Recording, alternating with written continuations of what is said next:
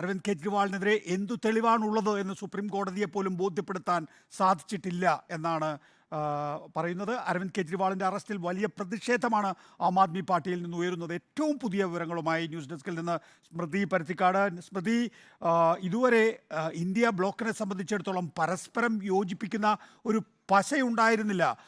യഥാർത്ഥത്തിൽ ഇപ്പോൾ അരവിന്ദ് കെജ്രിവാളിൻ്റെ അവസാന നിമിഷത്തെ അറസ്റ്റ് ആ നിലയിലൊരു ഗ്ലൂ ആയി മാറുകയാണോ? തീർച്ചയായിട്ടും നികേഷ് കുമാർ ആ രൂപത്തിൽ തന്നെ കാണണം. നേതാക്കളുടെ പ്രതികരണം ആ രൂപത്തിലാണ്. നമുക്കറിയാം, ഇന്നലെ ഈ സംഭവങ്ങൾക്ക് തൊട്ടു പിന്നാലെ തന്നെ, അറസ്റ്റിന് തൊട്ടു പിന്നാലെ തന്നെ രാഹുൽ ഗാന്ധി കേജ്രിവാളിന്റെ കുടുംബത്തെ വിളിക്കുന്നു. എല്ലാ നിയമസഹായം തൻ്റെ നിയമ ടീമിൻ്റെ നിയമവിദഗ്ധരുടെ ടീമിൻ്റെ സഹായം തന്നെ നൽകുമെന്നാണ് രാഹുൽ ഗാന്ധി പറഞ്ഞിരിക്കുന്നത്.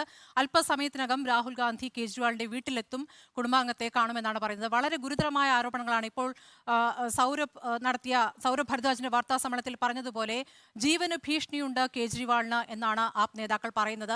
നോക്കൂ, ഡൽഹിയിൽ ഇപ്പോൾ 144 പ്രഖ്യാപിച്ചിരിക്കുന്നു. എങ്ങും ബാരിക്കേഡുകളാണ്. വലിയ പ്രതിഷേധങ്ങൾക്ക് സാധ്യത മുന്നിൽ കണ്ടുകൊണ്ട് അത് തടയാനുള്ള ശ്രമങ്ങളാണ് ഇപ്പോൾ പോലീസ് നടത്തിക്കൊണ്ടിരിക്കുന്നത്. ആപ്പിന്റെ പ്രവർത്തകരോട് ആപ്പിന്റെ ആസ്ഥാനത്തേക്ക് എത്താൻ നേതാക്കൾ ആവശ്യപ്പെട്ടിരിക്കുന്നു. 10 മണിക്ക് എത്താൻ, നേരത്തെ നോബിൾ പറഞ്ഞതുപോലെ 10 മണിക്ക് എത്താൻ ആവശ്യപ്പെട്ടെങ്കിലും അവിടെ മതി പ്രതിഷേധം, അവിടെ നിന്ന് ഒരടി മുന്നോട്ട് പോകരുത് എന്നാണ് പോലീസ് പറഞ്ഞിരിക്കുന്നത്. ആപ്പ് ആസ്ഥാനത്തിന് മുന്നിൽ മതി പ്രതിഷേധമെന്ന്. എന്നാൽ ആപ്പ് ഇപ്പോൾ BJPയുടെ ഹെഡ് ക്വാർട്ടേഴ്സിൽ മാത്രമല്ല രാജ്യവ്യാപകമായി BJPയുടെ ഓഫീസുകൾക്ക് മുന്നിൽ പ്രതിഷേധിക്കണമെന്ന ആവശ്യമാണ് മുന്നോട്ട് വെച്ചിട്ടുള്ളത്. നേരത്തെ പറഞ്ഞതുപോലെ ഇന്ത്യ മുന്നണിയെ പരസ്പരം യോജിപ്പിക്കുന്ന ഒരു പ്രധാന വിഷയമായി അകത്ത് കിടക്കുന്ന കേജ്രിവാൾ പുറത്തുള്ള കേജ്രിവാളിനേക്കാൾ അപകടകരമെന്ന് BJPക്ക് മനസ്സിലാക്കി കൊടുക്കും എന്ന രീതിയിൽ തന്നെയാണ് നേതാക്കളുടെ പ്രതികരണം. ജനാധിപത്യത്തെ കശാപ്പ് ചെയ്യുന്ന കറുത്ത ദിനമെന്ന നില നേതാക്കൾ പ്രതികരിച്ചു കഴിഞ്ഞു. ഇന്നിപ്പോൾ കൂടുതൽ നേതാക്കളുടെ പ്രതികരണങ്ങൾ വരുന്നുണ്ട്. സുപ്രിയ സുലെ, തൃണമൂൽ കോൺഗ്രസിന്റെ ഡെറിക് ഒബ്രിയാൻ അടക്കമുള്ള നേതാക്കൾ എക്സിലൂടെ പ്രതികരിച്ചു കഴിഞ്ഞു. അതേസമയം BJP അപ്പുറത്ത് കാണിക്കുന്നത് കള്ളൻ എന്ന് വിളിച്ചുകൊണ്ടാണ്. ഇപ്പോൾ കേജ്രിവാളിനെ കള്ളൻ എന്ന് വിളിച്ചുകൊണ്ടുള്ള പ്രചാരണത്തിന് തുടക്കമിട്ട് കഴിഞ്ഞു. മാത്രമല്ല, മുൻപെങ്ങോ നടത്തിയ അദ്ദേഹത്തിന്റെ പ്രസംഗം, അതായത് ഞങ്ങൾ കള്ളന്മാരാണെങ്കിൽ ഞാനും ആപ്പ് നേതാക്കളും ജയിലിൽ കടക്കുമെന്ന് പറഞ്ഞ അദ്ദേഹത്തിന്റെ പ്രസംഗം അത് വ്യാപകമായി ഉപയോഗിച്ചുകൊണ്ടിരിക്കുന്നു BJP ഹാൻഡിലുകളിൽ. ഇതാണ് BJPയുടെ പ്രതിരോധം. നോക്കൂ, ഇന്നിപ്പോൾ മോദി ഭൂട്ടാനിലാണ്. ഭൂട്ടാനുമായുള്ള ചർച്ചകൾക്ക് അദ്ദേഹം പോയിരിക്കുന്നു. ഇവിടെ വലിയ സംഭവങ്ങൾക്ക് തുടക്കമിട്ടുകൊണ്ട് പ്രധാനമന്ത്രി രാജ്യം വിട്ടിരിക്കുകയാണ്.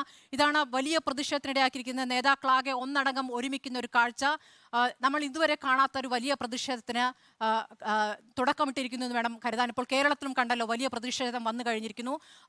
ഇത് കൂടാതെ കൂടുതൽ പ്രതികരണങ്ങൾ നമുക്ക് പ്രതീക്ഷിക്കാം. 10:30 എന്ന സമയം നിർണായകമാണ്. 10:30 കോടതിയിൽ എന്ത് സംഭവിക്കുന്നു?